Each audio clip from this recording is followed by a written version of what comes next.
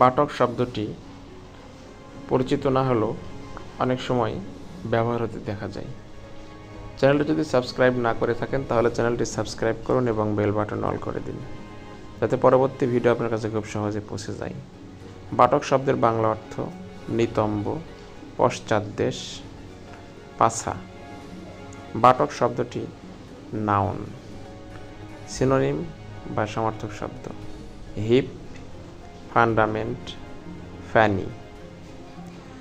Sentence: he was hit upon his buttock. তার নিতম্বে আঘাত করা হয়েছিল।